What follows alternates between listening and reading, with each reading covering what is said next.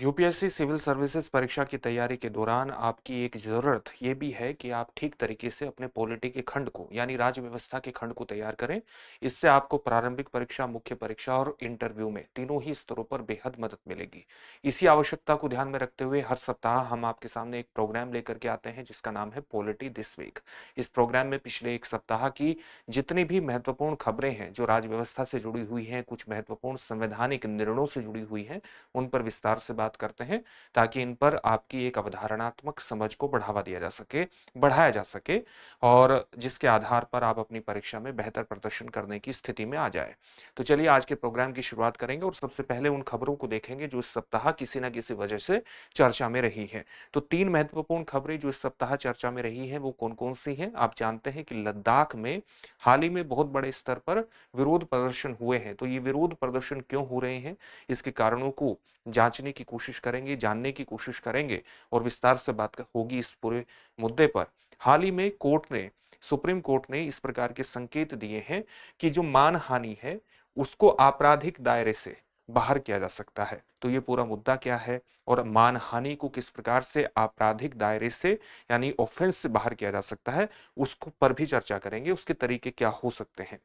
साथ ही व्यक्तित्व संबंधी अधिकार भी लगातार चर्चा में रहे हैं। हाल ही में बॉलीवुड पर्सनैलिटियों के जो पर्सनैलिटी राइट्स हैं, उसको लेकर के कई मुद्दे दिल्ली हाई कोर्ट में सुनवाई के अंतर्गत आए हैं, बॉम्बे हाई कोर्ट में सुनवाई के अंतर्गत आए हैं, जहां पर पर्सनैलिटी राइट्स से जुड़े हुए मुद्दों पर विस्तार से बात हुई है। इसी के कारण ये मुद्दा सतह पर आया है। तो इन तीनों खबरों पर विस्तार से बात होगी और सबसे पहले लद्दाख की खबर पर बात कर लेते हैं। तो लद्दाख में हाल ही में विशेष तौर से लेह में राज्य की मांग और यानी लद्दाख को राज्य का दर्जा प्रदान किए जाने और लद्दाख को छठवीं अनुसूची में शामिल किए जाने को लेकर के विरोध प्रदर्शन हुए। इन विरोध प्रदर्शनों में हिंसा भी हुई और हिंसा के बाद जो इस प्रदर्शन के एक प्रमुख नेता माने जा रहे हैं, सोनम वांगचुक, उन्होंने 15 दिन के उपवास को उन्होंने समाप्त किया है और साथ ही ये कहा है कि शांतिपूर्ण प्रदर्शन ही जो भी इस प्रदर्शन में शामिल हैं, वो शांतिपूर्ण प्रदर्शन ही करें और इस प्रकार से हिंसात्मक प्रदर्शन करके वो अपने जो वास्तविक कारण है, वास्तविक कोज़ है, जिनको लेकर के वो विरोध प्रदर्शन कर रहे हैं, उसको ही नुकसान पहुँचा रहे हैं। तो ये सामान्य खबर हुई। अब लद्दाख क्यों डिमांड कर रहा है 6वीं अनुसूची में आने की, उसकी एक पृष्ठभूमि है। पृष्ठभूमि कब से शुरुआत होती है? आप जानते हैं कि 2019 में जम्मू एंड कश्मीर से एक प्रकार से जो 370 के अंतर्गत विशेष राज्य का दर्जा कहीं न कहीं प्रदान किया गया था। विशेष राज्य का दर्जा नहीं बल्कि बिल्कुल ही एक अलग स्थिति प्रदान की हुई थी। 370 के माध्यम से जम्मू एंड कश्मीर राज्य को उसको समाप्त कर दिया गया 2019 में और जम्मू एंड कश्मीर राज्य पुनर्गठन अधिनियम भी लाया गया। इस राज्य पुनर्गठन अधिनियम के माध्यम से जम्मू एंड कश्मीर राज्य को 2 केंद्र शासित प्रदेशों में विभाजित किया गया। एक केंद्र शासित प्रदेश जम्मू एंड कश्मीर विधायिका के साथ यानी वहां पर लेजिस्लेटिव असेंबली है। एक तरह से विधायिका के साथ उसको एस्टेब्लिश किया गया। लेकिन लद्दाख क्या हुआ? लद्दाख को सीधे केंद्र शासित प्रदेश के अंतर्गत ले आया गया। तो लद्दाख को जब केंद्र शासित प्रदेश के अंतर्गत ले आया गया, तो धीरे-धीरे लद्दाख को ये महसूस हुआ कि जो उसका प्रतिनिधित्व होना चाहिए या प्रतिनिधित्व के माध्यम से कई मुद्दों पर जहां पर वो अपनी आवाज उठाने में सक्षम है, वहां पर वो आवाज नहीं उठा पा रहा है। यानी आप ये भी कह सकते हैं कि जैसे जो निचले स्तर की ब्यूरोक्रेसी है, वो कहीं जो व्यापारिक घराने हैं, जो इंडस्ट्रियल इंटरेस्ट हैं, उससे प्रभावित होकर के लद्दाख के स्थानीय लोगों को प्रभावित ना कर दे, इसके कारण भी लद्दाख में 6वीं अनुसूची के अंतर्गत शामिल किए जाने की मांग को बढ़ावा मिला है। तो इसकी एक पृष्ठभूमि जमी है 2019 से। धीरे-धीरे लद्दाख के लोगों को ये महसूस हुआ कि वो उनका आत्मनिर्णय का जो अधिकार है या आत्मनिर्णय का जो एक प्रकार से उनका पूरा अधिकार होना चाहिए, उसमें एक अभाव की स्थिति है। ये बिना विधायिका के। तो अगर विधायिका को प्राप्त करना है, तो उसके लिए वो डिमांड कर रहे हैं कि उन्हें राज्य का ही दर्जा प्रदान कर दिया जाए या वो अपने स्तर पर ही स्थानीय स्तर पर एक स्वतंत्र रूप से निर्णय ले सके, जिसमें उन्हीं के लोगों की भागीदारी हो, तो उसके अंतर्गत 6वीं अनुसूची में उनको शामिल कर लिया जाए। ये उनकी प्रमुख डिमांड है और इसी के कारण ये पूरा मुद्दा सतह पर आया है। ये सारी बातें यहाँ पर लिखी गई हैं। जैसे 6ठी अनुसूची की मांग क्यों कर रहे हैं? क्योंकि लद्दाख की 90% से अधिक आबादी जो है, वो अनुसूचित जनजाति की आबादी है। ठीक है। और छठवीं अनुसूची से संबंधित जो प्रावधान है वो किससे निर्देशित होते हैं? आर्टिकल 244 से निर्देशित होते हैं।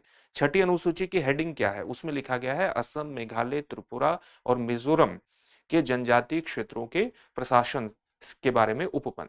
असम, मेघालय, त्रिपुरा और मिजोरम के जनजातीय क्षेत्रों के प्रशासन से संबंधित जो उपबंध है वो छठवीं अनुसूची के माध्यम से किए गए हैं। छठवीं अनुसूची का एक प्रमुख एक तरह से प्रावधान ये है कि छठवीं अनुसूची के माध्यम से स्वायत्त जिला परिषदों का गठन किया जाता है और इन स्वायत्त जिला परिषदों में अधिकतम 30 सदस्य हो सकते हैं जो 5 वर्ष तक कार्यकाल रहता है उनका, 5 वर्ष तक काम करते हैं। और 5 वर्ष तक जब ये काम करते हैं तो ये कई विषयों पर कानून, नियम और विनियम यानी लॉज, रूल्स एंड रेगुलेशंस बना सकते हैं। कौन कौन से विषय हैं? जैसे भूमि, जंगल, पानी, स्वच्छता, कृषि, पंचायत और स्वास्थ्य, स्थानीय पुलिसिंग, इनसे संबंधित ये लॉज का निर्माण कर सकते हैं। और अगर इनसे संबंधित ये लॉज का निर्माण कर सकते हैं तो आप सीधे तौर पर ये समझ सकते हैं कि जो इनको डर है एक तरह से लद्दाख के स्थानीय लोगों में जो एक असुरक्षा का भाव है कि कहीं व्यापारिक घराने या इंडस्ट्रियल इंटरेस्ट उनकी भूमि संबंधी अधिकारों को प्रभावित तो नहीं कर देंगे, उन अधिकारों को प्रतिसंतुलित करने या इंडस्ट्रीज के में जो हित है उनको प्रतिसंतुलित करने के रूप में वो छठवीं अनुसूची के इन प्रावधानों को देखते हैं जिसके माध्यम से वो स्थानीय स्तर पर अपने बारे में निर्णय लेने में सक्षम हो जाएंगे। इसलिए वो छठी अनुसूची की लगातार डिमांड कर रहे हैं। आप ये भी समझिए कि जो उत्तर पूर्वी राज्य हैं जिनकी हमने असम, मेघालय, त्रिपुरा और मिजोरम की बात कर रहे हैं, इनमें 10 एनडीसीज हैं। स्वायत्त जिला परिषद कितनी है? वहां पर 10 एनडीसीज हैं और इनके माध्यम से जो क्षेत्र है जो इसके अंतर्गत आते हैं, स्वायत्त जिला परिषद के अंतर्गत आते हैं, वो स्वतंत्र रूप से निर्णय लेने की ताकत रखते हैं। और जहां तक बात है असम की, मेघालय की और मिजोरम की, तो वहां पर 3-3 एनडीसीज हैं, तो 9 एनडीसीज हो गई। और त्रिपुरा में जो है वो 1 एनडीसीज है और कुल मिलाकर के इसको एनडीसीज, एडीसीज बोलिएगा, एनडीसीज आपको कहा जा रहा है स्वायत्त जिला परिषद यानी autonomous district council, autonomous district councils. तो एनडीसीज नहीं बल्कि एडीसीज बोलिए, उस पे सुधार कर लीजिएगा, शायद मैंने एनडीसीज बोल दिया है, एडीसीज है, स्वायत्त जिला परिषद है। इसमें विशेष तौर से ध्यान में रखिएगा। इस पूरे आंदोलन के एक जो प्रमुख नेता है वो सोनम वांगचुक है। उनकी क्या भूमिका रही है? आप ये जानते हैं कि सोनम वांगचुक की जो लद्दाख में छवि है वो बहुत पॉजिटिव प्रकार की छवि है, क्योंकि उन्होंने लद्दाख के लिए, लद्दाख के युवाओं के लिए खास तौर से शिक्षा के क्षेत्र में बहुत इनोवेटिव उपाय करके युवाओं को रोजगार के नए तरीके इजाद करने के लिए बहुत प्रेरित किया है। और सोनम वांगचुक की छवि बहुत पॉजिटिव है। सोनम वांगचुक के कार्यों के लिए उन्हें 2018 में रेमन मैग्सेसे, जो रेमन मैग्सेसे पुरस्कार है जिसे एशिया का नोबेल कहा जाता है, वो भी प्राप्त हो चुका है। और इसके अलावा जो 2009 की फिल्म थी थ्री इडियट्स, वो भी इन्हीं के कैरेक्टर से प्रेरित थी। ये एक इंजीनियर भी हैं, शिक्षा के क्षेत्र में महत्वपूर्ण काम इन्होंने किए हैं, नव प्रवर्तक हैं यानी इनोवेटर है। 2019 में इन्होंने तब के जनजातीय कार्य मंत्री, जो संघीय जनजातीय मंत्री थे अर्जुन मुंडा, उनको पत्र लिखकर ये भी कहा था कि जो लद्दाख है उसको छठी अनुसूची में शामिल किया जाना चाहिए।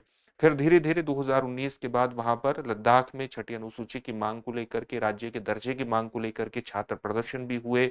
फिर जो लेह डिस्ट्रिक्ट है और कारगिल डिस्ट्रिक्ट है उसके अलग अलग संगठनों ने आपस में मिलकर के कई महत्वपूर्ण संगठन बनाए जिनके निर्देशन में उन्होंने प्रदर्शन किए छठी अनुसूची में शामिल होने के लिए। जैसे Leh apex body, Kargil democratic alliance, इनका भी गठन हुआ। सोनम वांगचुक के द्वारा कई वर्षों से लगातार प्रयास किए गए हैं। जैसे मार्च 2024 में उन्होंने 21 दिनों का उपवास भी किया इस मांग के लिए। साथ ही वो इस उपवास के बाद एक पश्मीना मार्च भी निकाल रहे थे जिसको बाद में धारा 144 लागू करने के कारण उनके द्वारा स्थगित कर दिया गया था। पश्मीना मार्च, आप जानते हैं कि पश्मीना भेड़ों के माध्यम से जो ऊन प्राप्त किया जाता है उससे पश्मीना शॉल बनाए जाते हैं जो काफी फेमस हैं। तो ये पश्मीना जो मार्च है ये स्थानीय लोगों की समस्याओं को उजागर करने के लिए एक प्रकार से इसको लाने की कोशिश की जा रही थी। ये दावा किया गया सोनम वांगचुक और उनके द्वारा, उनके जो साथी है उनके द्वारा, जो इस मार्च को निकालना चाह रहे थे, उनके द्वारा इस प्रकार का दावा किया गया कि स्थानीय लोगों की समस्याओं को उजागर करने के लिए पश्मीना मार्च हम निकाल रहे हैं। क्योंकि अगर जमीन पर कब्जा व्यापारिक घरानों का होगा या जो इंडस्ट्रियल हित हैं उनका होगा, तो जो भेड़ें हैं उनको चरने के लिए जगह कहाँ से मिलेगी? तो पश्मीना मार्च का उद्देश्य ये था कि जो जमीन है उस पर निर्णय लेने का अधिकार लद्दाख के लोगों को ही होना चाहिए, स्थानीय लोगों को होना चाहिए, और इसलिए छठी अनुसूची की जो मांग है लद्दाख की वो बिल्कुल वाजिब है। 2024 में उन्होंने दिल्ली चलो पदयात्रा में भी राज्य के दर्जे की मांग, छठी अनुसूची की मांग, भर्ती प्रक्रिया को शुरू करने की मांग, जिससे लद्दाख के युवाओं को रोजगार प्राप्त हो सके और लद्दाख की जो एक लोकसभा सीट है वो 2 लोकसभा सीटों में परिवर्तित करने की मांग को लेकर के एक महत्वपूर्ण पदयात्रा भी उन्होंने निकाली। तो ये सामान्य बात हुई लद्दाख के बारे में। अब बात होगी कि क्या खत्म होगी आपराधिक मानहानि। हाल ही में सुप्रीम कोर्ट ने 22 सितंबर 2025 को इस प्रकार के संकेत दिए हैं कि जो मानहानि है उसको अपराध की श्रेणी से हटाने का समय वस्तुतः आ गया है, क्योंकि ये औपनिवेशिक काल की अवधारणा है कि हम मानहानि को वस्तुतः क्या मानते हैं, एक अपराध की श्रेणी में रखते हैं। भारत जैसे लोकतंत्र में अब इसकी कोई जगह नहीं है। ये मामला वर्ष 2016 का है। वर्ष 2016 में जेएनयू के एक प्रोफेसर ने जो द वायर डिजिटल प्लेटफॉर्म है उसमें प्रकाशित एक लेख के खिलाफ आपराधिक मानहानि का मुकदमा किया था और इसी की सुनवाई के दौरान यह पूरा मुद्दा सतह पर आया है। 2016 में सुप्रीम कोर्ट की 2 न्यायाधीशों की पीठ ने सुब्रमण्यम स्वामी बनाम भारत संघ के मामले में आपराधिक मानहानि को संवैधानिक करार दिया था। इसका मतलब क्या हुआ? इसका मतलब यह हुआ कि अगर इसमें संवैधानिक मुद्दों की व्याख्या करनी है, तो संवैधानिक मुद्दों की अगर किसी मामले में व्याख्या करनी हो तो उस पर 5 न्यायाधीशों की पीठ की आवश्यकता है, और साथ ही अगर 2 न्यायाधीशों की पीठ जो आपराधिक मानहानि है उसको संवैधानिक घोषित कर चुकी है, तो इससे बड़ी पीठ ही उसको खारिज कर सकती है। तो ये बात आपको समझ में आ गई। यानी अगर इसको संवैधानिक एक तरह से असंवैधानिक घोषित करना है, या आप कह सकते हैं कि आपराधिक मानहानि को अपराध की श्रेणी से ही बाहर करना है, तो इसके लिए जरूरी है कि 2 न्यायाधीशों के से ऊपर की पीठ इस पर फैसला ले और जो इसको संवैधानिक घोषित किया हुआ है उस फैसले को पलट दे। सामान्यतः सामान्य जानकारी हासिल कर लेते हैं कि वस्तुतः मानहानि का कारण, मानहानि होती क्या है। मानहानि में 2 प्रकार हैं, एक सिविल मानहानि है और एक आपराधिक मानहानि है। इसमें किस प्रकार से आप अंतर कर सकते हैं? तो मानहानि का सिंपल अर्थ मतलब है कि बिना वैध औचित्य के, बिना किसी कानूनी औचित्य के ऐसा बयान प्रकाशित करना, ऐसी चीज कहना जो किसी व्यक्ति की प्रतिष्ठा को चोट पहुंचाए, वो उस व्यक्ति को घृणा का पात्र बना दे, उस व्यक्ति की अवमानना हो, उस व्यक्ति का उपहास हो। ऐसे किसी भी प्रकाशन को, ऐसे भी किसी भी बात को आप मानहानि के रूप में परिभाषित कर सकते हैं। और हमारे यहाँ 2 सेक्शन है। एक सेक्शन है वस्तुतः जो कि इसको गवर्न करता है, जो कि इसको प्रशासित करता है। जैसे आप इंडियन पिनल कोड की जो धारा 499 थी, वो इसे प्रशासित करती थी मानहानि को, लेकिन अब क्या है, इंडियन पिनल कोड की जगह क्या है, भारतीय न्याय संहिता है। तो इसका सेक्शन 356 इसको प्रशासित करता है। इसमें क्या कहा गया है? इसमें सीधे तौर पर कहा गया है कि अगर आप किसी व्यक्ति के खिलाफ इरादतन यानी इरादे के साथ या ज्ञान होने के बावजूद उसके उसको उसकी प्रतिष्ठा को नुकसान पहुंचाने वाले शब्दों का इस्तेमाल करते हैं, ऐसे संकेतों का इस्तेमाल करते हैं जो कि व्यक्ति की प्रतिष्ठा, उसकी रेपुटेशन को नुकसान पहुंचाते हैं, या आप कोई ऐसा प्रकाशन करते हैं, ऐसा लेखन करते हैं जो व्यक्ति की प्रतिष्ठा को नुकसान पहुंचाता है, और इसमें आपका इरादा निहित है या आपका ज्ञान निहित है कि आपको इस बात की जानकारी है कि उस व्यक्ति की प्रतिष्ठा उससे प्रभावित होगी, तो इसको आपराधिक मानहानि माना जाएगा। ये आपराधिक मानहानि की बात हुई। साथ ही जब आप कोई बयान देते हैं तो भले ही आपका बयान किसी मृतक व्यक्ति के खिलाफ हो, तब भी मानहानि का मुकदमा आपके खिलाफ हो सकता है। किसी कंपनी के खिलाफ आपने कोई बात कही है, कोई संस्था के खिलाफ आपने कोई बात कही है, इरादतन बात कही है या ज्ञान के आधार पर बात कही है जिससे उसकी प्रतिष्ठा को हानि होती है, या आपने कोई व्यंग्यात्मक बयान दिया है जिससे सामने वाले की प्रतिष्ठा को हानि होती है, तो भी एक मामला आपका मानहानि का बन जाता है। 2 तरह की मानहानि है, एक सिविल, एक आपराधिक। जब हम सिविल मानहानि की बात करते हैं तो सामान्यतः इसको प्राइवेट अफेयर्स से जोड़ा जाता है, निजी मामलों से जोड़ा जाता है, निजी ऑफेंस से जोड़ा जाता है, और इसमें अगर किसी व्यक्ति की प्रतिष्ठा को कोई हानि होती है तो उसको जितना भी हर्जाना देना होता है, जो मुआवजा देना होता है, उससे इसकी पूर्ति मान ली जाती है। लेकिन जब हम मानहानि, आपराधिक मानहानि की बात करते हैं तो ये एक गंभीर मुद्दा होता है, और इसको आपराधिक मानहानि को सार्वजनिक अपराध माना जाता है और इसमें जुर्माना हो सकता है या जेल की भी सजा हो सकती है, क्योंकि इस बात की पृष्ठभूमि निर्मित करने की कोशिश की जाती है कि किसी व्यक्ति के खिलाफ कोई दुष्प्रचार न हो। तो दुष्प्रचार को रोकना इसका महत्वपूर्ण उद्देश्य होता है। जब हम आपराधिक मानहानि की बात करते हैं तो इसमें 3 तत्वों का होना बेहद जरूरी है। उसी मानहानि को आपराधिक मानहानि माना जाएगा जिसमें 3 तत्व हों। पहला तत्व यह है कि जो बयान है, जो चाहे वो प्रकाशन के रूप में हो, चाहे कहा गया हो, वो मानहानि करने वाला होना चाहिए। ऐसा नहीं है कि आप किसी भी बयान को मानहानि करने वाला समझ लें। किसी व्यक्ति या पहचान योग्य समूह पर लक्षित होना चाहिए। तो किसी व्यक्ति पर लक्षित होना चाहिए, ये ऐसे समूह पर लक्षित होना चाहिए जिसकी अपनी पहचान हो। और तीसरा यह है कि कम से कम एक अन्य व्यक्ति को प्रकाशित या संप्रेषित किया गया हो। मान लिया अगर मैं अपने कमरे में बैठा हूं और मैं किसी के बारे में कुछ कह रहा हूं, तो इससे मानहानि किसी की नहीं हो जाती है जब तक कि ये कहना या कुछ प्रकाशित करना किसी व्यक्ति को संप्रेषित न किया गया हो, किसी व्यक्ति को कम्युनिकेट न किया गया हो, या किसी व्यक्ति के बारे में कुछ लिखा ना गया हो, कि प्रकाशन ना किया गया हो, तभी वो आपराधिक मानहानि के अंतर्गत चीजें उसके अंतर्गत मानी जाएंगी। अब इसमें सुप्रीम कोर्ट का वर्ष 2016 का फैसला विशेष रूप से महत्वपूर्ण है, इसको जान लेते हैं। सुब्रमण्यम स्वामी भारत संघ का ये मामला है। इसमें सुप्रीम कोर्ट ने क्या कहा? इसमें सुप्रीम कोर्ट का ये कहना था कि जो आर्टिकल 19(1)(a है, उसके तहत अभिव्यक्ति की जो स्वतंत्रता है, वो अभिव्यक्ति की स्वतंत्रता तो प्रदान की गई है, लेकिन यह अभिव्यक्ति की स्वतंत्रता पूर्ण नहीं है। और आर्टिकल 19(2) के तहत व्यावहारिक प्रतिबंध भी इस पे लगाए गए हैं, व्यावहारिक निर्बंधन भी लगाए गए हैं, ताकि आप ऐसा ना हो कि अभिव्यक्ति की स्वतंत्रता का इस्तेमाल करते करते आप इस तरह के शब्दों का, इस तरह के जेस्चर का इस्तेमाल करना शुरू कर दें जो किसी व्यक्ति की रेपुटेशन के लिए खतरनाक हो, यानी उसकी वास्तव में मानहानि करते हो। यानी मानहानि का जो मुद्दा है, सुप्रीम कोर्ट ने इस मामले में यह भी कहा कि ये केवल व्यक्तिगत मुद्दा नहीं है, इसको केवल सिविल मामले के रूप में परिभाषित नहीं किया जाना चाहिए, क्योंकि व्यक्ति समाज का हिस्सा है और अगर उसकी सामाजिक प्रतिष्ठा प्रभावित होती है तो ये कहीं ना कहीं सामाजिक हित से जुड़ा हुआ मुद्दा है। साथ ही जो प्रतिष्ठा है, 19(1)(a) के अंतर्गत अभिव्यक्ति की स्वतंत्रता प्रदान की गई है, वहीं जो प्रतिष्ठा है ये आर्टिकल 21 के अंतर्गत जीवन और व्यक्तिगत स्वतंत्रता का अभिन्न अंग है। तो प्रतिष्ठा भी एक तरह से मौलिक अधिकार के रूप में उसने अप्रत्यक्ष रूप से स्थापित कर दी, और इन दोनों में आर्टिकल 19 और 21 में एक संतुलन स्थापित होना चाहिए, ये सुप्रीम कोर्ट का कहना था। सुप्रीम कोर्ट ने कहा कि आप कोई भी दोषपूर्ण या दुर्भावनापूर्ण टिप्पणियां जो देते हैं, वो टिप्पणियां बहुत सीमित होनी चाहिए। इससे सामाजिक स्थिरता, जो सोशल स्टेबिलिटी है, उस पर नकारात्मक असर नहीं पड़ना चाहिए, और सम्मान एक दूसरे का बनाए रखना बेहद जरूरी है। ये वर्ष 2016 का मामला है। अब जब इस मामले में सुप्रीम कोर्ट ने निर्धारित कर दिया कि जो आपराधिक मानहानि है वो वस्तुतः संवैधानिक है, तो इसको अपराध की श्रेणी से, मानहानि को अपराध की श्रेणी से किस प्रकार से हटाया जा सकता है, ये एक बड़ा प्रश्न है।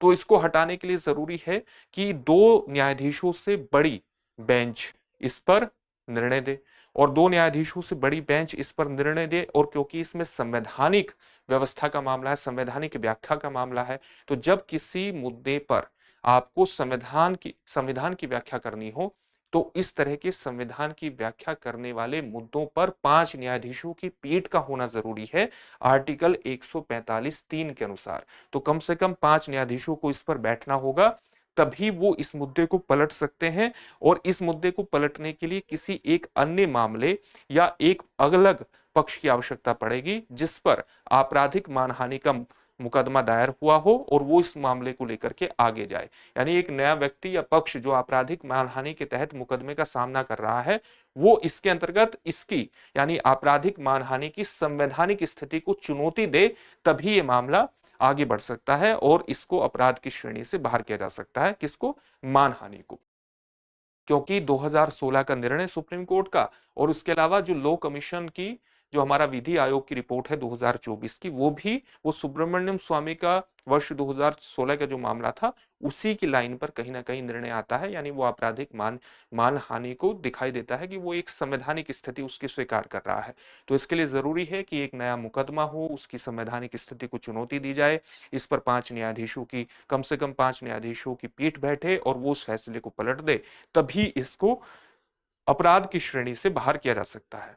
अगला मुद्दा हमारा व्यक्तित्व अधिकार से जुड़ा हुआ है। हाल ही में दिल्ली हाई कोर्ट्स के कई महत्वपूर्ण निर्णय आए हैं, जिन्होंने व्यक्तित्व अधिकार यानी जो पर्सनैलिटी राइट्स है, उस पर कई जो हस्तियां हैं, विशेष तौर से बॉलीवुड हस्तियां हैं, उनको सुरक्षा प्रदान करने का काम किया है। जैसे हाल ही में ऐश्वर्या राय बच्चन और अभिषेक बच्चन से जुड़ा हुआ एक मामला था, जहां पर उनकी छवि यानी उनकी इमेज और उनकी आवाज का व्यावसायिक दुरुपयोग किया गया आर्टिफिशियल इंटेलिजेंस जनरेटेड सामग्री के माध्यम से। तो इस मामले में भी दिल्ली हाई कोर्ट्स ने उनको राहत प्रदान की है।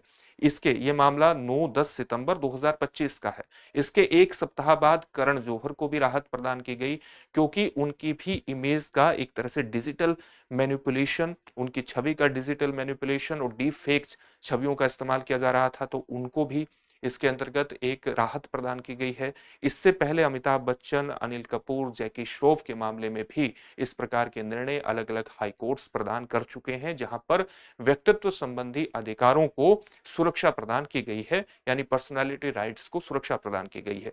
तो यहां पर हम देख लेते हैं कि पर्सनैलिटी राइट्स को किस प्रकार से आप परिभाषित कर सकते हैं और किस तरह से इनको अलग-अलग कानूनों के अंतर्गत सुरक्षा प्रदान की गई है। जैसे अगर हम पर्सनैलिटी राइट्स को बात करें, तो पर्सनैलिटी को परिभाषित करने वाले जो आपके अलग-अलग एलिमेंट हैं, आपके तत्व हैं, उनको सुरक्षा प्रदान करने से संबंधित ही मुद्दा है। जैसे पर्सनैलिटी राइट के अंतर्गत जैसे आपकी पहचान को निर्धारित करने वाला एक अंग है आपका नाम, एक है आपकी छवि, आपकी इमेज, एक है आपकी आवाज।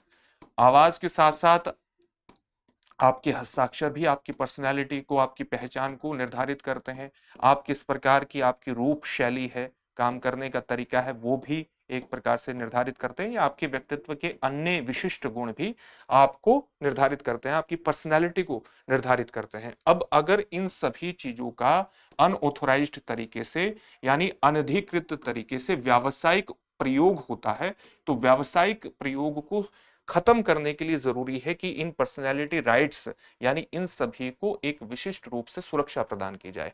तो हमारे यहाँ इनको सुरक्षा किस प्रकार से प्रदान की जाती है? कोई एक विशिष्ट समग्र विधि हमारे यहाँ विद्यमान नहीं है, बल्कि जो अलग-अलग कॉमन लॉ फ्रेमवर्क है, जैसे हमारे यहाँ मानहानि से जुड़े हुए कानून हैं, हमारे यहाँ गोपनीयता को सुरक्षित रखने से जुड़े हुए महत्वपूर्ण विधियां हैं।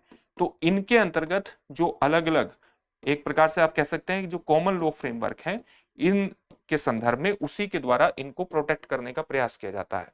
जैसे आप उदाहरण के तौर पर ये बात समझ सकते हैं कि जो कॉपीराइट अधिनियम है, कॉपीराइट हमारे यहाँ कॉपीराइट अधिनियम है, कॉपीराइट एक्ट है 1957 1957 और उसकी धारा है 38 ए और 38 बी। इसके अंतर्गत विशेष और नैतिक अधिकार प्रदान किए गए हैं। जो कलाकार हैं उनको विशेष और नैतिक अधिकार प्रदान किए गए हैं। तो अगर विशेष और नैतिक अधिकार प्रदान किए गए हैं, तो वो कॉपीराइट के माध्यम से अपनी इन पहचानों के अंगों को कॉपीराइट करवा करके अपने आप को, अपने व्यक्तित्व संबंधी अधिकारों को सुरक्षित कर सकते हैं। इसी प्रकार से हमारे यहाँ एक ट्रेड मार्क अधिनियम है, जो कि 1999 का है। ट्रेडमार्क अधिनियम है 1999 का। तो इसके अंतर्गत भी आप देखेंगे कि कोई भी जो पर्सनैलिटी है, वो अपने नाम का, अपने हस्ताक्षर को या अपनी किसी कैच फ्रेज को, जैसे अनिल कपूर की एक कैच फ्रेज बहुत फेमस है जिसको हम झकास कहते हैं, तो अपनी कैच फ्रेज को वो क्या करवा सकता है? ट्रेडमार्क करवा सकता है और उसको सुरक्षा प्रदान कर सकता है। इनके व्यावसायिक, इसकी एक धारा है, धारा 27, इसके माध्यम से इनके व्यावसायिक उपयोग पर प्रतिबंध लगवा सकता है, इनके व्यावसायिक उपयोग को रोक सकता है। तो अलग अलग कानूनों के माध्यम से हम पर्सनैलिटी राइट्स को गवर्न करते हैं, एक प्रकार से प्रशासित करते हैं। तो इस तरह से अलग अलग कानूनों से ये वस्तुतः प्रशासित हो जाती है। साथ ही हमारे कुछ महत्वपूर्ण कोर्ट्स के भी निर्णय हैं, जिसके माध्यम से न्यायालयों के निर्णय है, जिससे हम पर्सनैलिटी राइट्स को प्रोटेक्ट करते हैं, सुरक्षा प्रदान करते हैं। जैसे 1995 का आर राजगोपाल बनाम तमिलनाडु राज्य का मामला है, जिसमें निजता के अधिकार को मान्यता तो दी गई, निजता के राइट टू प्राइवेसी को मान्यता दी गई, लेकिन कहा गया कि जो जानकारी सार्वजनिक रिकॉर्ड की है, उस जानकारी को छापा जा सकता है। तो अगर आपकी कोई जानकारी सार्वजनिक रिकॉर्ड के रूप में एस्टेब्लिश है, आपसे संबंधित, तो उसको तो छापा जा सकता है, लेकिन प्राइवेसी का जो अधिकार है उसको इसके अंतर्गत मान्यता प्रदान की गई। और आप ये भी जानते हैं कि जो निजता का अधिकार है उसे वर्ष 2017 के पुट्टा स्वामी मामले में संवैधानिक अधिकार घोषित कर दिया गया था। मौलिक अधिकार, संवैधानिक अधिकार, संवैधानिक मौलिक अधिकार के रूप में इसको परिभाषित कर दिया गया था आर्टिकल 21 के अंतर्गत। साथ ही एक मामला वर्ष 2014 का है, रजनीकांत मामला, जिसमें मद्रास हाई कोर्ट ने कहा कि जो फिल्म है मैं हूं रजनीकांत, उसमें रजनीकांत के नाम और शैली का अनधिकृत उपयोग नहीं किया जा सकता। इसी प्रकार से दिल्ली हाई कोर्ट का वर्ष 2023 का मामला अनिल कपूर का है, जिसमें उनके नाम, उनकी छवि, उनकी आवाज और उनकी कैच फ्रेज झकास पर उनको सुरक्षा प्रदान की गई। जैकी श्रॉफ का मामला दिल्ली हाई कोर्ट का 2024 का है, जिसमें उनके व्यक्तित्व संबंधी अलग अलग पक्षों के ई कॉमर्स इस्तेमाल और आर्टिफिशियल इंटेलिजेंस चैटबॉट के अंतर्गत उनके व्यक्तित्व संबंधी अलग अलग पक्षों के इस्तेमाल पर रोक लगाई गई। इसी तरह से बॉम्बे हाई कोर्ट का वर्ष 2024 का मामला अरिजीत सिंह से जुड़ा हुआ है। किससे जुड़ा हुआ? जो सिंगर है ना अरिजीत सिंह, उनसे जुड़ा हुआ है, जिसमें उनकी आर्टिफिशियल इंटेलिजेंस जनरेटेड आवाज यानी वॉइस क्लोनिंग पर उनकी रोक लगा दी गई। तो इस प्रकार से हाई कोर्ट्स के अलग अलग निर्णय के माध्यम से भी व्यक्तित्व संबंधी अधिकारों को सुरक्षा प्रदान की गई है। लेकिन इसमें एक बात और समझ लीजिएगा कि यहाँ एक महत्वपूर्ण मुद्दा आता है, जो कि ये अभिव्यक्ति की स्वतंत्रता से किस प्रकार से टकराते हैं। अभिव्यक्ति की जो स्वतंत्रता है, जो आर्टिकल 19(1)(a) के अंतर्गत क्लोज 1 की सब क्लोज 1 के अंतर्गत प्रदान की गई है, और जो पर्सनैलिटी राइट्स हैं, पर्सनैलिटी राइट्स है, इसके बीच एक संतुलन बनाने की आवश्यकता है। क्योंकि पर्सनैलिटी राइट्स की व्याख्या आप रेपुटेशन से भी कर सकते हैं, आर्टिकल 21 से भी कर सकते हैं। तो आप अभिव्यक्ति की स्वतंत्रता के अंतर्गत आपको यह भी है कि आप किसी व्यक्ति का एक तरह से व्यंग्यात्मक टिप्पणी कर सकें, हंसी मजाक कर सकें, यानी व्यंग्यात्मक टिप्पणी भी रचनात्मक होनी चाहिए। साथ ही सार्वजनिक हस्ती की आलोचना करने का भी अधिकार है अभिव्यक्ति की स्वतंत्रता। लेकिन आप ये आलोचना इतने बड़े स्तर पर नहीं कर सकते कि किसी व्यक्ति की जो स्वायत्तता है वो प्रभावित हो जाए, या किसी व्यक्ति की जो गरिमा है, डिग्निटी है, वो प्रभावित हो जाए। तो अभिव्यक्ति की स्वतंत्रता इतनी प्रदान नहीं की जा सकती कि वो किसी व्यक्ति की स्वतंत्रता पर, किसी व्यक्ति की स्वायत्तता पर, उसकी गरिमा पर नकारात्मक प्रभाव डाले। इसलिए इसमें एक संतुलन की आवश्यकता है, और आर्टिकल 19(2) के अंतर्गत इसलिए अभिव्यक्ति की स्वतंत्रता पर निर्बंधन भी लगाए गए हैं। तो इसमें एक बहुत ही फाइन बैलेंस बनाने की आवश्यकता है, और यही कोर्ट का दृष्टिकोण भी है। साथ ही इस मुद्दे को सुलझाने के लिए एक आवश्यकता यह है कि हमारे यहाँ पर्सनैलिटी राइट्स को लेकर के कोई समग्र विधि नहीं है। एक कॉम्प्रिहेंसिव जो एक कानून होना चाहिए, कॉम्प्रिहेंसिव, वो नहीं है। तो इस पर एक समग्र विधि के निर्माण की आवश्यकता है, और वो समग्र विधि जो है वो अभिव्यक्ति की स्वतंत्रता और पर्सनल राइट्स के बीच जो एक बहुत फाइन लाइन है उसको भी स्पष्ट करते हुए हो, ताकि इनके बीच संतुलन स्थापित किया जा सके। साथ ही कोर्ट के द्वारा अलग अलग समय पर जो निर्णय दिए गए हैं उनका पालन भी सुनिश्चित होना आवश्यक है। तो ये पर्सनैलिटी राइट से जुड़ा हुआ एक महत्वपूर्ण मुद्दा था।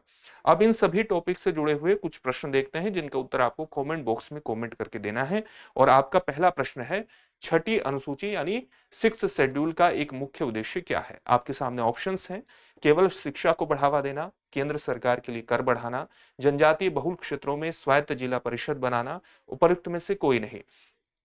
अगला प्रश्न है, सुप्रीम कोर्ट ने वर्ष 2025 में निम्नलिखित में से किस विषय पर संकेत दिया कि इसे अपराध की श्रेणी से हटाया जा सकता है? आपके सामने ऑप्शंस हैं, मानहानि, भ्रष्टाचार, गोपनीयता या ठगी।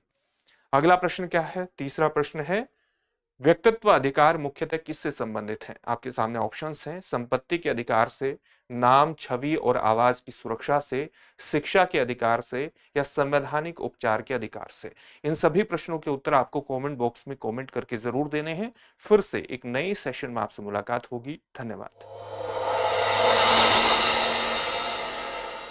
अब एग्जाम की तैयारी को और बेहतर करने के लिए हमारे चैनल को लाइक, शेयर और सब्सक्राइब करना ना भूलें।